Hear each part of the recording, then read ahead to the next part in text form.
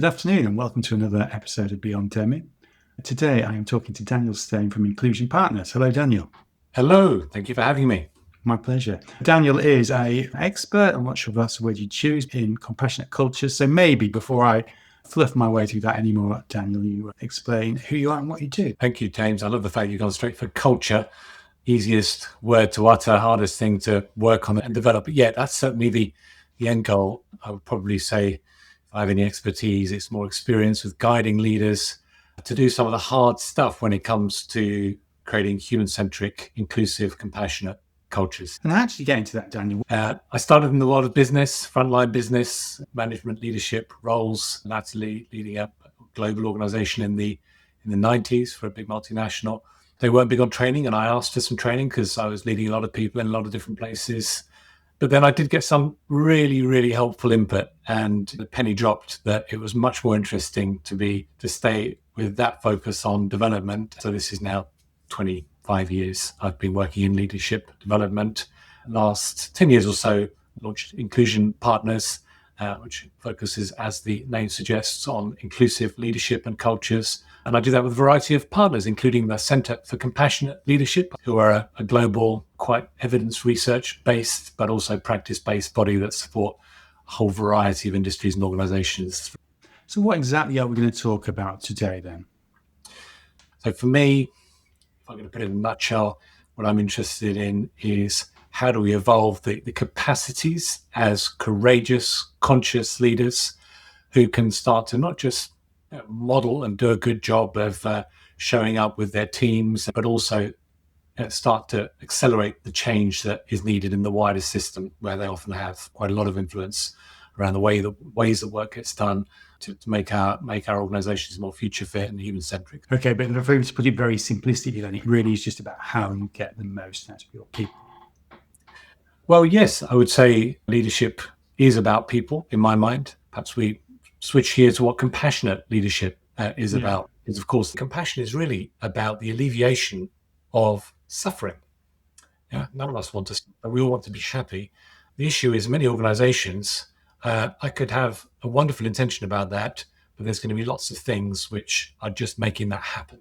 The way the roles are set up, the ways that we do work, the ways that people are rewarded and so on. So it's also looking at the causes of suffering.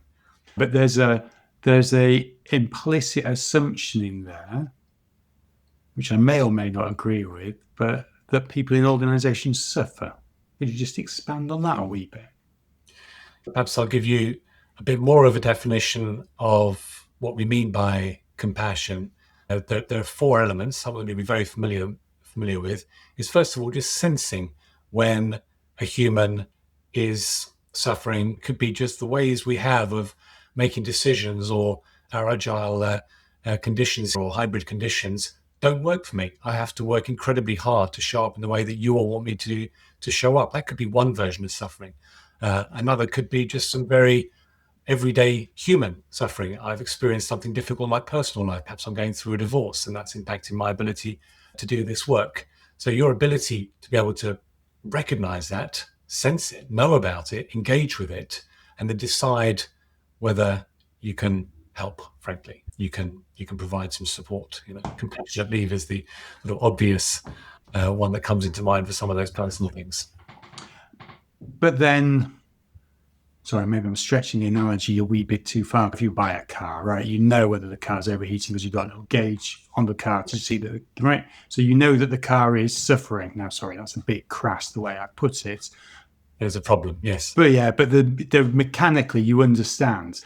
But really what you're saying then is that we need to understand the level of suffering in our employees, because if they are suffering, even if it's a little bit, then they really won't be able to do the job that we are employing them for. Exactly. There's a sense of identifying if there is some suffering, challenge, pain, use whichever word you want to. Yeah. Deciding that it's important, connecting with that, empathizing with it. If I can walk in your shoes, see through your eyes that situation that you're dealing with, it's going to better enable me to understand it.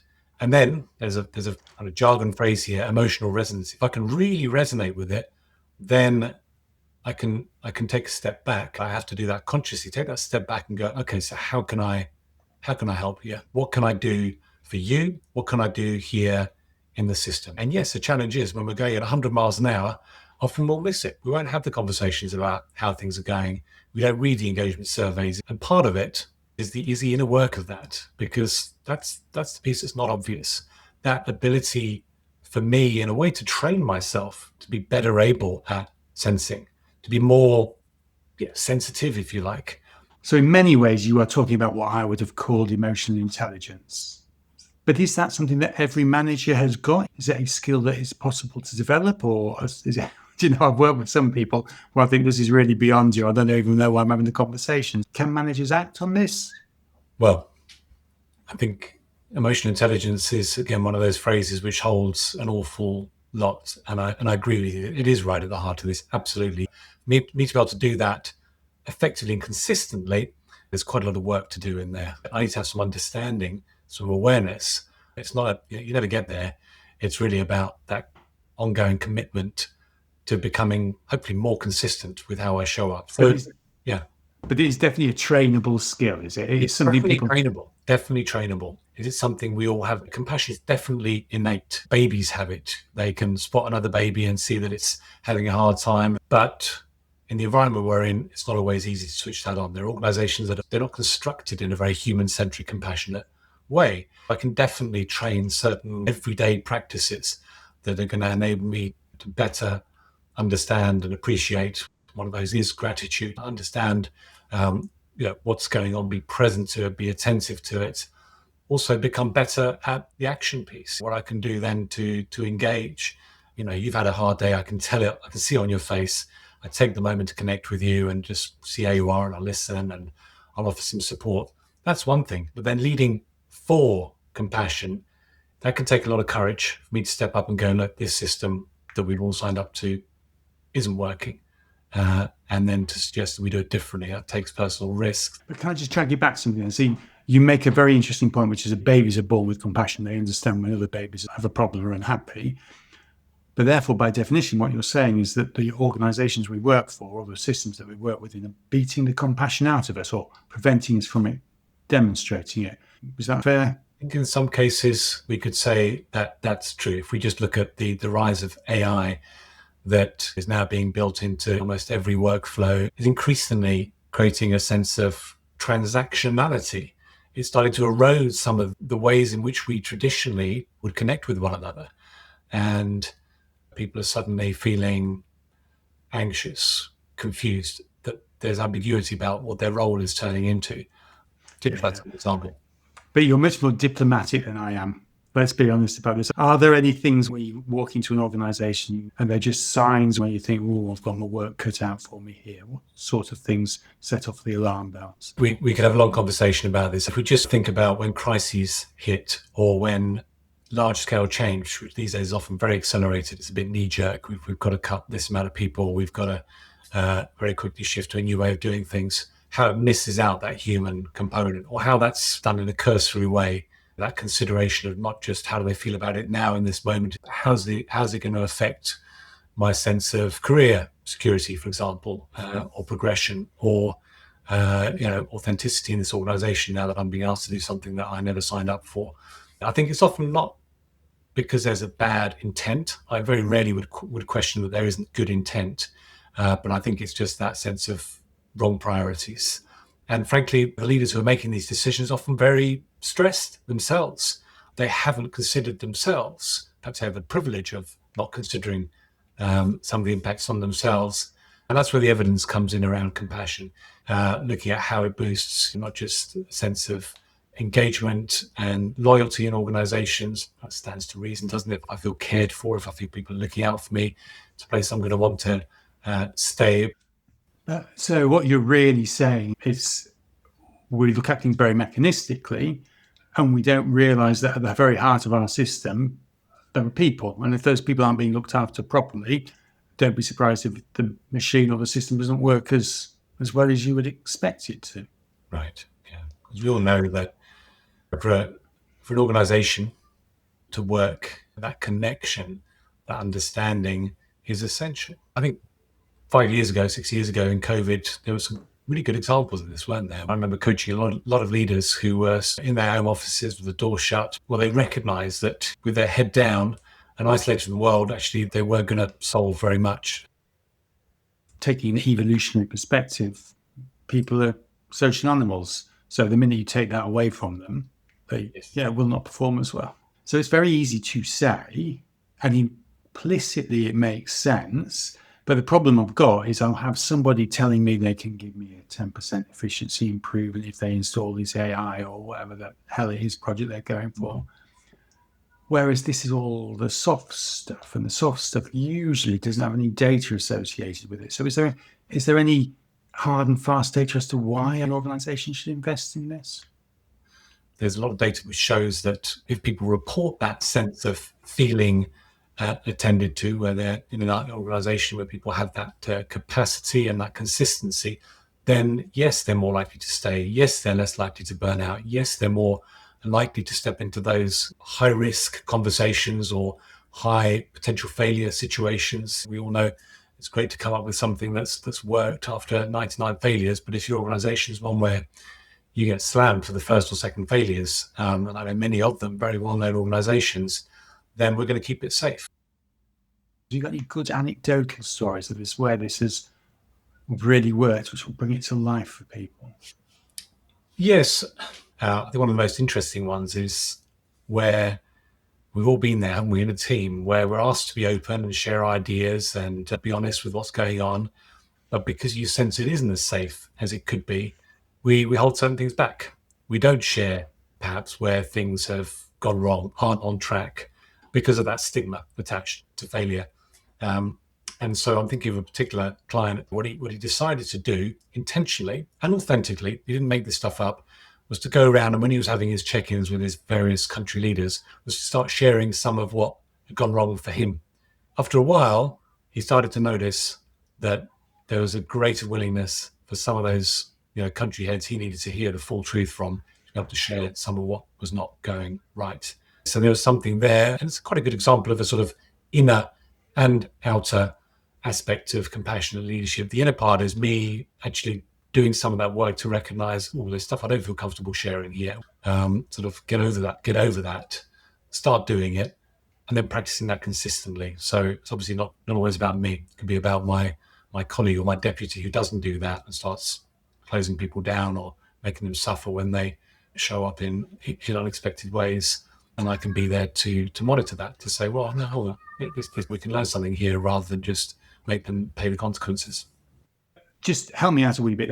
Is it semantics or not? But you've got compassion, you've got empathy. There are all sorts of people talking about all sorts of different things. Yes. What is the difference and what does it mean?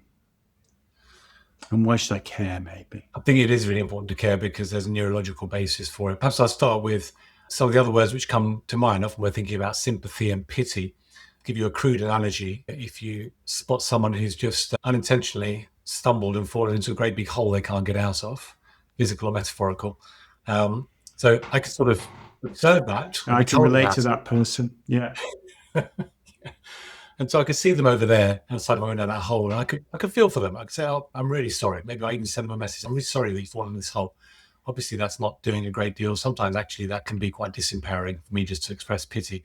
The sympathy bit is going a bit further, coming perhaps up to the side of the hole and recognizing quite how big that hole is and what it's meaning for you, and expressing a bit more of a sense of solidarity with you. I'm still not really helping. When we get into empathy, which is why I think we all recognize it's important, it's actually me taking the time, the energy, the effort to recognize what you're actually experiencing. We talked about suffering earlier. So yeah, maybe the suffering that's involved here, I can resonate with you and I can make you feel heard and understood, which, as we all know, sometimes that's part of the battle. Yeah. People connect with us in that way. I feel seen. You haven't really helped me, but often just feeling heard and seen. Compassion is that intentional reframe, saying, okay, so you're in this hole here. I recognize what's going on for you. How can I help here? Maybe I've got a ladder on my car that I can pass you, or maybe there's something I've got no idea, hadn't thought about, and I can ask you. Actually, maybe all he needs is a drink at the moment, or just a bit more company, so he's not feeling alone. And On a neurological level, there's benefit of brain scans now and being able to identify which neural networks show up with what elements of thought. Empathy very much lights up those networks which are connected with pain and suffering. So that's very important, of course, for me to be able to do that. But that's also, after a while, going to risk me getting to a situation where I'm worn out, called empathy fatigue.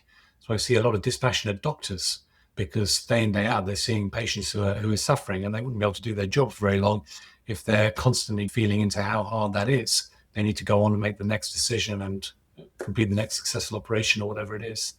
So compassion, when I switch into that, the different perspective, which might not be just about you, it could be about the system, and let's cover up these holes and make sure no one's falling into them, speak to the people who are creating them, etc. That switches different receptors on. That's more about, it's pro-social, but it's more sustaining. Actually makes me feel better. So when you talk about this, Daniel, you talk about leading for compassion and leading with compassion.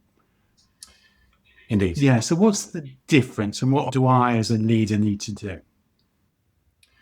But both are important, of course. And most of us would probably say the leading with compassion is the obvious one. That's how I show up in all situations, with that sense of treating everyone, including myself, with compassion in all situations. Leading for compassion is thinking about the system, thinking about the culture of the organization. What can I do? What can I affect or influence that's going to support that flourishing of everyone in the organization and shift the ways we do things towards that? Yeah. So this is a question that some of the guys who work for me will probably wish I'd asked earlier then, but what could I personally do to be a more compassionate leader? Absolutely. We always start with the inner part of compassion. How do I show up and get present and connected with what's happening for me so that I can be resilient, I can have the bandwidth to be able to continue to do what's being asked of me as a leader? We have a field of awareness that's called self-compassion, which in a nutshell is how do I give to myself while I'm giving to others so I can remain sustainable? There are quite a few mindsets that can really help or hinder us. One, for example, is this sense that when things go wrong, when things are hard, we often have that natural tendency to think that it's just me, everyone else is fine. It's just me who's having these problems, which actually can make things even harder. It makes it less likely that I'm going to be asking for support, for example, or looking for ways that I can support myself. Unlike the opposite of that, which is recognizing, oh, this is actually quite common. There's a lot of people in this situation, and that can be helpful. But what you're really saying is I cannot be compassionate to others unless I'm compassionate to myself? I think you can't be sustainable on that. I talked earlier about empathy fatigue. Of course, there's compassion fatigue as well. If I keep doing everything that I can see I could possibly do to help everyone else, at some point I'm going to burn out of that as well. I'm going to lose the perspective, or I'm going to start to get a bit parochial, maybe. There's a number of elements to this, and a lot of them are connected with how I keep myself well regulated so that I can continue to show up and do the hard stuff in a human way. But what I'm getting from that then is actually people can pick up or they can sense if you are compassionate to yourself, because if they don't see you doing that to yourself, they won't see you doing that to them. It's almost a sort of collar and cuffs type moment. Spot on. I think there's another element to this, which you've landed on here, which is that actually giving to myself, there's stigma attached to that. There's a sense that people think, oh, that means me being weak, strong enough, resilient enough, bulletproof enough. Unfortunately, there's some pretty unhelpful role models out there who support to that. So yes, if I show up as a leader and I'm going to be more congruent, perhaps more open, more authentic, more sincere, as much as that might not be comfortable, because there's emotional risk attached to that. But yes, it gives people that permission and it elevates the importance of us doing this. So we've all seen the stats around the amount of people who are off work due to stress, burnout, mental illness, mental health issues. And that's often in organizations where there is a reluctance particularly for leaders to own their part of that. It's almost like the thing about, do you go for a walk, right? Everybody's got to that point. It's 3:00 in the afternoon.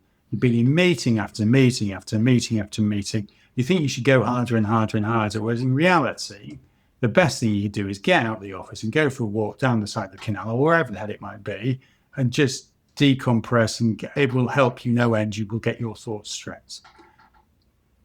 But in many organisations, that's seen as a sign of weakness. Where the hell is he going for a nice walk down by the side of the canal? Yeah, but that comes from the top. So it's almost, what is the culture of the organisation? How much of this pressure is coming from the top? People not to want to be seen to be behaving like that.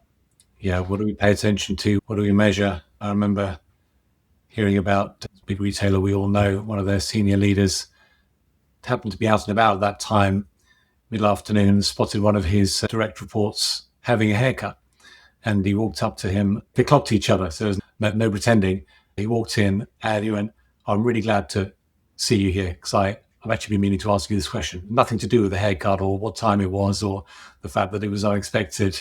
And I suppose that's a bit of a simplistic way of saying, what do we pay attention to? What do we actually model in our team cultures and our organizational cultures? I think the leader's got a huge part to play in that, not just what they say, but of course how they show up. We could talk about work-life balance. The 3:00 in the afternoon walk is one thing, but how about a weekend when your boss is emailing you on a Saturday evening or a Sunday evening, despite all the nice comments about, no, you just reply when you want to reply. Well, he seems to want a response. He's my boss and he decides my pay packet, my bonus, so perhaps I should respond to him.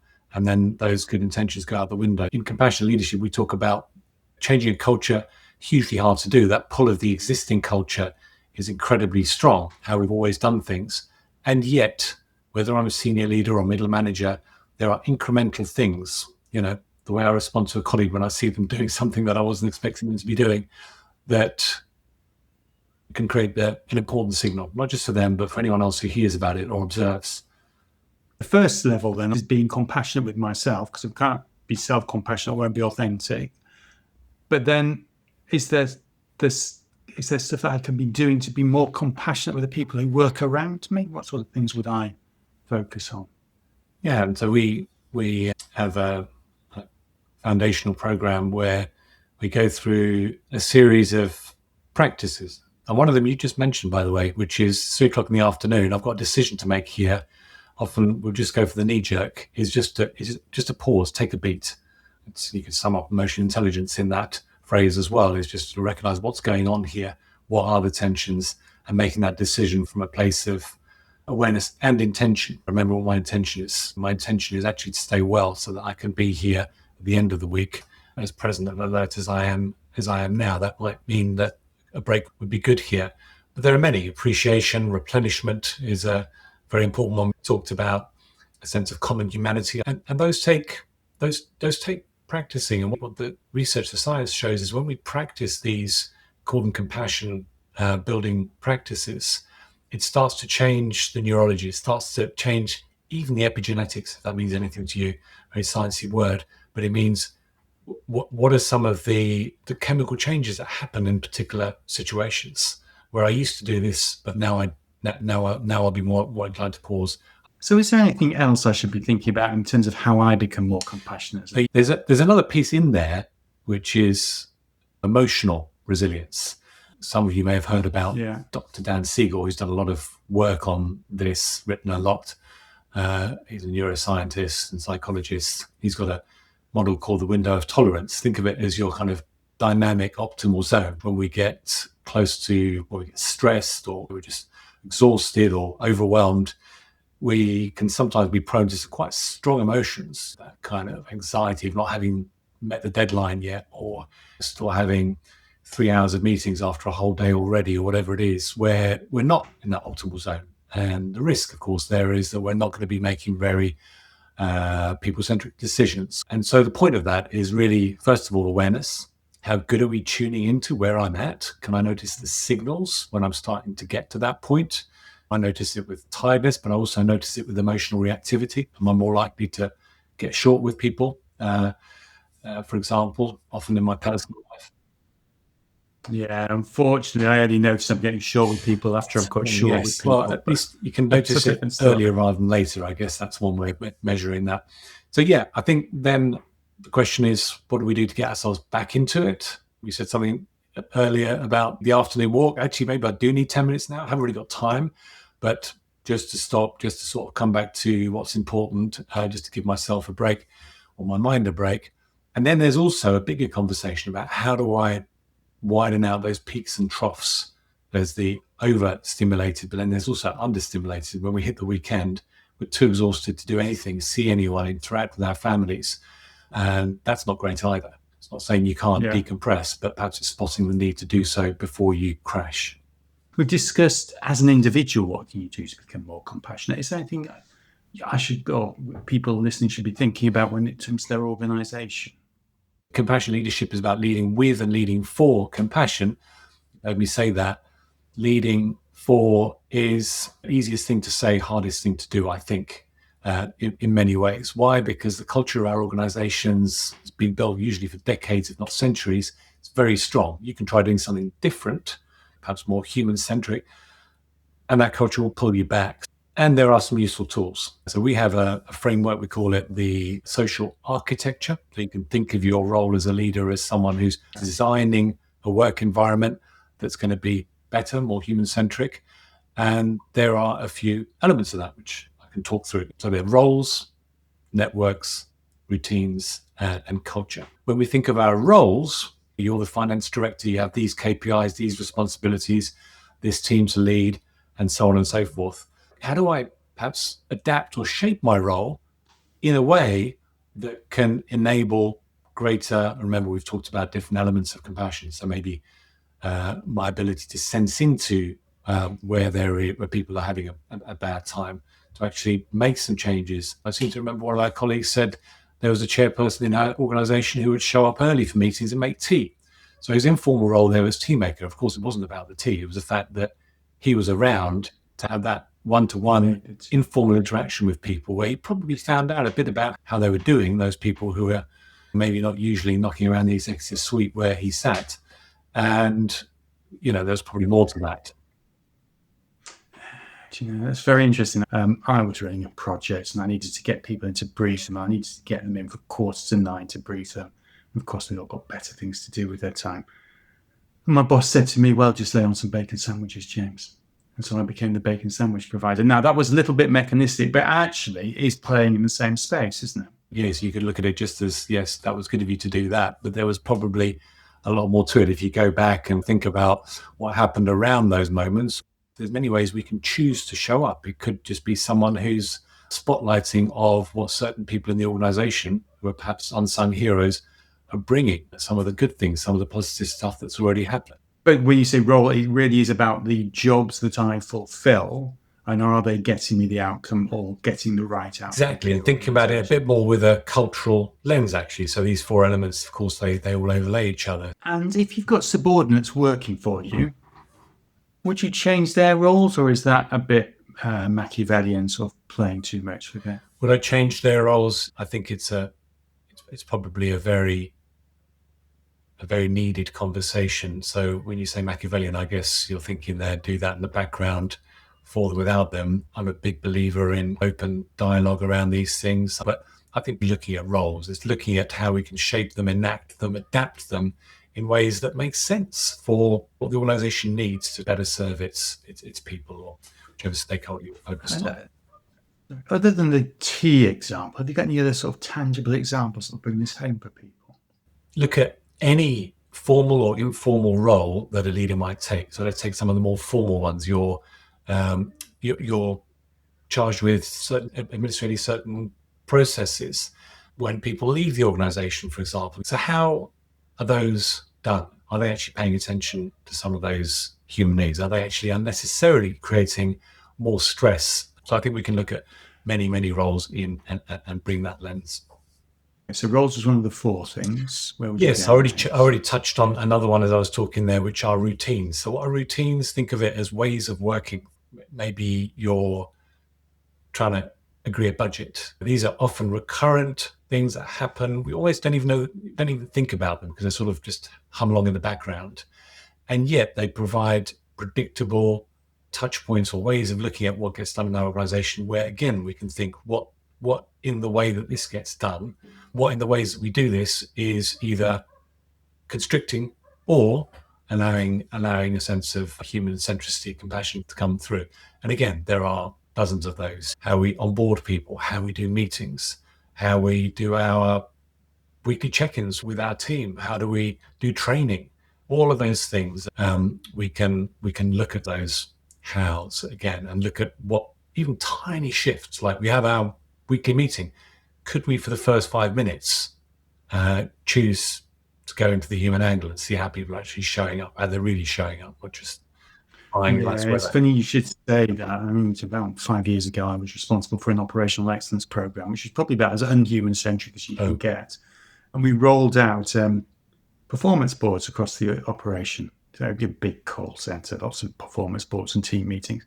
But interesting, what the consultants recommended was in the bottom corner of the performance boards, we just had a little happy smiley area. Are you happy or are you sad? And everybody just had to put up a sticker and show where they were. And it sounds really trite, but actually it forced the conversation. So in that regard, it was really good. And they can be really incremental things, as you say, just that little spot with the happy faces or unhappy faces. But actually, it starts to shape the culture a bit, starts to shift the conversation. And all of those things can start to make a difference. Okay. So we talked about roles and routines. Where next? Metrics? Networks. Let's go to network. I was close. I was very close. Almost listening. Give me 5 out of matrix. Matrix. 5 out of 10. Nearly there. Yeah, well, exactly. Many of us do work in matrix environments. So exactly. That's what I was thinking. Thank you very much. But I guess here we can look at networks from quite a broad perspective. So these are human networks. How does information, how does support, how does even emotion, people's experience flow? And a couple of ways of looking at that. One is to think about the quality of those connections or ties in that network. So we would say high quality connections are where there's a high level of vitality, so good energy flowing, like unlike most of the people that we're connected on social networks, probably we're not communicating, we just broadcast to them, we probably don't look at anything they post. Mutuality, a similar sort of thing, yeah. So it's coming from both ends, there's that willingness and commitment. I don't just send invitations, you actually show up sometimes. And then a sense of positive regard. So we're in it for the right reasons. This is not just about politics and covering my backside, but there's something here about creating real connection. Many organizations will have formal networks, even sub-networks. For example, the women's network is a popular one. So there's something around how we show up for those or create those. I think the last thing I'll say, which I think is often interesting for leaders, is we'll think about our network as the people who report to us. And yes, I'll meet them every week and I'll take an interest in them. But to what extent do we take an interest in how well these people are connecting with each other? That has a huge impact on how well we're able to operate as a cohesive and well-connected team. So I can choose to bring some influence to that. I can choose to encourage the people in my marketing department, for example, to reach out to the people on the second floor.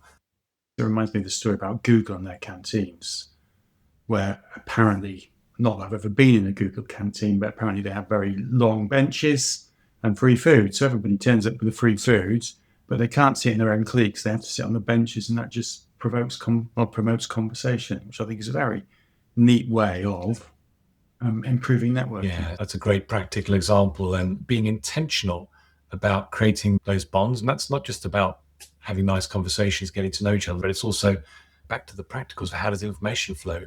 So how about culture then? That was your thought on this. So what's culture about? One way we could think about it are those shared assumptions that govern how we actually behave in an organization. What it's okay to feel, to think, to perceive. Yeah, we all know there are certain contexts in an organization, maybe the same project, but different people, where it's okay to say something or challenge someone, and others where it's not. A few hooks on this, for example, to what extent can we tolerate failure or really lean into learning, lean into this sort of uncertainty of trying out new ideas or experimentation? That could be one way of looking at culture. I think I mentioned belonging. That's a big part of my work at Inclusion Partners. How do we deliberately create that environment where people feel like they're well understood, and they're part of that culture. And I guess those three other levers all fold into this, don't they? Because the role I will take as a culture shaper, the routines, which are those great opportunities for making those shifts, and then of course the ties that I create through the networks will enable me long term, we hope, progress gradually to create those shifts in the culture. Yeah, at the risk of being a sort of bit flat earth about this, everybody talks about culture, but have you got any tangible examples of the sorts of things people have done to make a difference? Yeah, I know that many successful organizations will invest a huge amount in something new. They don't know whether it's going to work or not. Maybe they bet even more than they would have been comfortable to because they're influenced to, and it falls flat. So you can imagine there's an awful lot of, well, egos, but careers probably riding on the results of that. How do we respond? And it's organizations, I think I heard that Google used to do this. They throw parties actually to celebrate the failure. Why? Because they actually realize that their success is built on proportionally a certain number of those failures. Now, it's not a natural thing to want to do, is to celebrate a failure. And obviously, there's different ways that you can do this. It's not about being authentic. It's about saying, well, look, we went for this, we tried it. And I guess what does that bring? It brings an opportunity to learn some lessons, to acknowledge skills, qualities, efforts that have gone in, probably some bruised egos in there. Sure, we bring all that along with us, rather than often what the culture will say is, okay, well, let's put that away and move on to the next one. And often those learnings don't get surfaced. But it's a definite sort of physical act reinforces the point that the organisation is trying to make. Exactly. Yeah. What are those specific rituals, things we do? We talked about communication earlier. So much is virtual, but that effort to get everyone on a plane or a train and into some room somewhere, either at the office or perhaps we hire somewhere in the countryside, somewhere nice, and how well that is put together and communicated, and even probably the standard of the room that you're accommodating overnight. All of that speaks something about the culture. Do we actually do we value you here? Do we value this time together? And I'm going beyond the kind of the nice, jolly, nice time reward here. I'm talking about the way that people will feel when they're given opportunities to connect with one another. Cool. So have you got any final thoughts and practical takeaways from leaders, things you'd really like people to think about? Yes, thank you. Because here we are talking about compassion. I think I just said the word nice to have. And I'm really aware that just that notion can sometimes just seem, it's a bit sentimental. And I would just remind people to think that compassion is actually the bit about action. Yes, empathy, yes, kind of connection with people, all of that is critical, underlies it.